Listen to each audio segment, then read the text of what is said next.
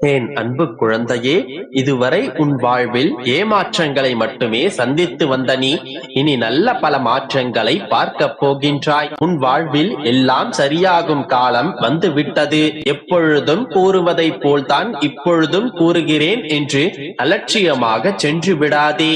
முழுமையாக கேள்.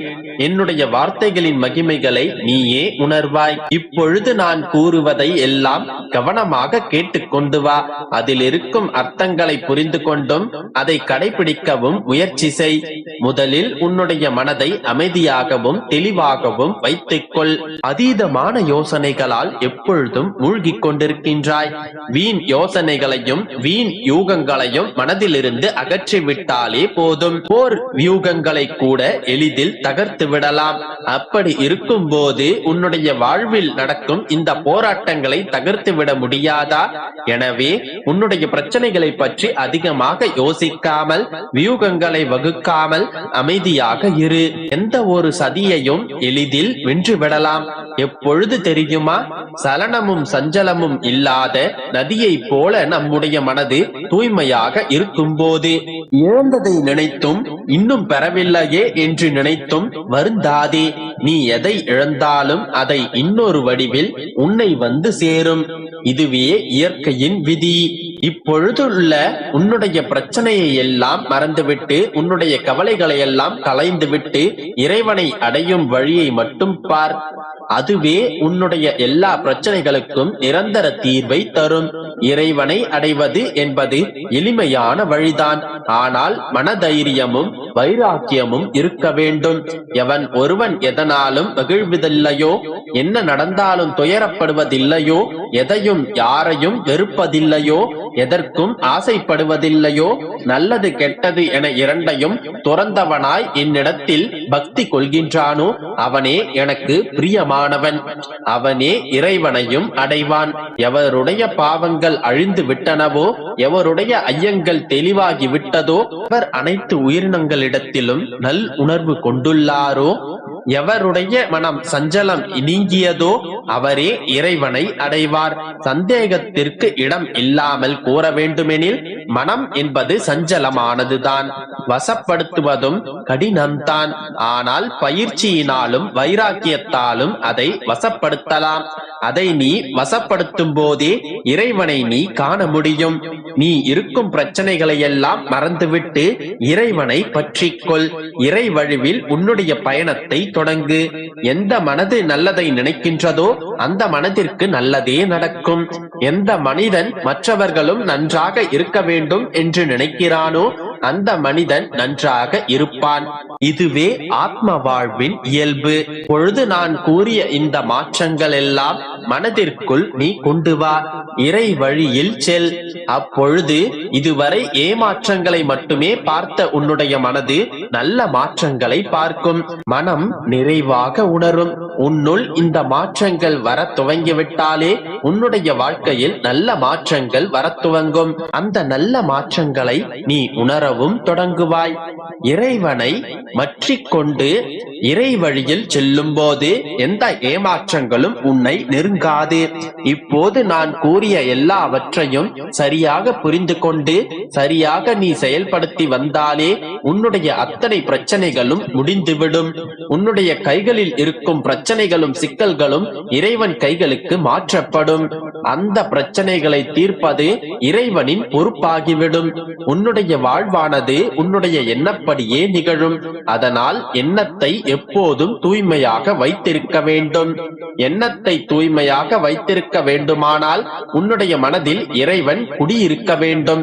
அதற்கான வழிமுறைகளைத்தான் நான் இதுவரை சொல்லிக் கொண்டிருந்தேன். புரிந்து கொண்டாயா? மனதில் ஏற்றிக் கொண்டாயா? இனி என்ன செய்ய வேண்டும் என்பதை முடிவெடுத்து விட்டாயா? எதை செய்தாலும் நம்பிக்கையோடு செய். எல்லாம் நல்லதாகவே நடக்கும். நான் இருக்கின்றேன். பயப்படாதே. நம்பிக்கையோடு இரு. அனைத்தும் நல்லதாகவே நடக்கும். என் அன்பு குழந்தையே, இப்போதைய உன்னுடைய நிலையை நான் கூறட்டுமா? நீ எதை தேடிச் செல்கிறாயோ அது விலகிச் செல்கிறது. நீ எதை எதிர்பார்த்து காத்திருக்கின்றாயோ அது உன் கையில் சேர மறுக்கின்றது. இப்படித்தான் நடக்கும் என்று கணக்கு போட்டு காத்து கொண்டிருக்கின்றாய். ஆனால் அவை அதற்கு எதிராக நடக்கின்றது. சில சமயம் அழ வைக்கிறது, சில சமயம் சிரிக்க வைக்கிறது உன்னுடைய வாழ்க்கை. ஒன்றும் புரியாமல் திகைத்து நிற்கின்றாய். என் மீதும் கோபமாக இருக்கிறாய். உன் வாழ்விற்கு தேவையான ஒன்றை வெகு காலமாக என்னிடம் கேட்டுக்கொண்டே இருக்கின்றாய். நானும் நிச்சயம் கிடைக்கும், விரைவில் கிடைக்கும் என்று வாக்குறுதிகளை கொடுத்து கொண்டேதான் இருக்கின்றேன். ஆனால் எதுவும் கிடைத்த பாடும் இல்லை, எதுவும் நடந்த பாடும் இல்லை என்று சலித்து கொண்டு தானே இருக்கின்றாய். ஏன் இப்படி நடக்கின்றது? எப்போதுதான் அனைத்தும் நல்லதாக நடக்கும் என்று குழம்பிக் கொண்டே இருக்கின்றாய். சரியான அறிகுறிகள் தென்படுகின்றன. சரியான பதில்களும் சரியான வாக்கியங்களுமே உன் கண்களில் படுகின்றன. ஆனாலும் ஏன்தான் நடக்கவில்லை என்றுதானே குழம்பிக் கொண்டிருக்கின்றாய். இது வாழ்க்கையின் விளையாட்டு என் தங்கமே. இந்த வாழ்க்கையின் விளையாட்டை நீ புரிந்து கொண்டால் இவ்வாறு நீ புலம்பிக் கொண்டிருக்க மாட்டாய். தெளிவாகவே கூறுகின்றேன், கவனமாக கேள். ஒன்றை புரிந்து கொள், இந்த வாழ்க்கை மிகவும் சுவாரஸ்யமானது. நீ எதிர்பார்த்து காத்து கொண்டிருக்கும் நேரத்தில் எதுவுமே உனக்கு கிடைக்காது. எதுவுமே வேண்டாம் என்று முடிவெடுக்கிறாயே, அப்போதுதான் அனைத்தும் உன்னை தேடி வரும். இதுதான் இந்த வாழ்க்கையின் ரகசியம், வாழ்வில் உள்ள சுவாரஸ்யம். நீ எப்போது எதுவுமே வேண்டாம், இப்படியே போவது போகட்டும் என்று முடிவெடுக்கின்றாயோ, அப்போதே உனக்கானது உன்னை வந்து சேரும். உன் தேவைகள் அனைத்தும் உன்னிடமே வந்து சேரும். ஏனென்றால் இந்த உலகத்தில் உனக்காக படைக்கப்பட்டதை வேறு யாராலும் தட்டி பறிக்க முடியாது. அது உனக்கு கிடைக்காமலும் போகாது. உன்னிடம் வந்து சேர வேண்டியது எவ்வித தடங்களும் இன்றி எந்த தடத்திலாவது உன்னிடம் வந்து சேர்ந்தே தீரும். இந்த வாழ்க்கையின் விளையாட்டு ஒன்று உள்ளது. இந்த வாழ்க்கை எப்போதுமே உன்னுடன் விளையாடி கொண்டுதான் இருக்கும். நீ எதை நேசிக்கின்றாயோ, எதை பற்றி அதிகம் யோசிக்கிறாயோ, அதுதான் உன்னை விட்டு சீக்கிரமாக விலகும். எத்தனை தூரம் நீ வேண்டி வருந்தி விரும்பி கேட்டுக்கொண்டாலும் அதை உன்னிடம் வரவிடாது. ஆனால் ஒரு காலகட்டத்தில் நீயே எதுவுமே வேண்டாம் என்று முடிவு செய்வாய் அல்லவா? எதுவுமே வேண்டாம் என்று எல்லாவற்றையும் வெறுப்பாய் அல்லவா?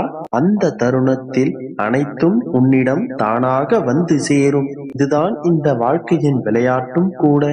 எதற்காக இந்த விளையாட்டு, எதற்காக இந்த சுவாரஸ்யம் என்று நீ கேட்டால், இந்த வாழ்க்கையில் எதுவுமே யாருக்குமே நிரந்தரமில்லை என்பதுதான் நிதர்சனமான உண்மை. தேடிச் சென்றால் விலகிச் செல்லும், நீ விலகிச் சென்றால் உன்னை தேடி வரும். இந்த உண்மையை நீ புரிந்து கொள்ள வேண்டும். எதுவும் இங்கு நிரந்தரமும் இல்லை, நிலையானதும் இல்லை. இதை நீ புரிந்து கொள்வதற்காகவே இந்த வாழ்க்கை உன்னுடன் விளையாடி கொண்டிருக்கின்றது. எந்த தருணத்தில் இந்த வாழ்க்கையின் விளையாட்டை நீ சரியாக புரிந்து கொள்கின்றாயோ, அன்றிலிருந்து நீ எதை பற்றியும் கவலைப்பட மாட்டாய். எதை நினைத்தும் அழுது புலம்ப மாட்டாய். ஏனென்றால் உனக்கானது நிச்சயம் உன்னை தேடி வரும். உன்னை தேடி வருவதே உனக்கானது என்பதை நீ நிச்சயம் புரிந்து கொள்வாய். உன்னை விட்டு விலகிச் செல்வதை நினைத்து நீ ஒருபோதும் கலங்க மாட்டாய்.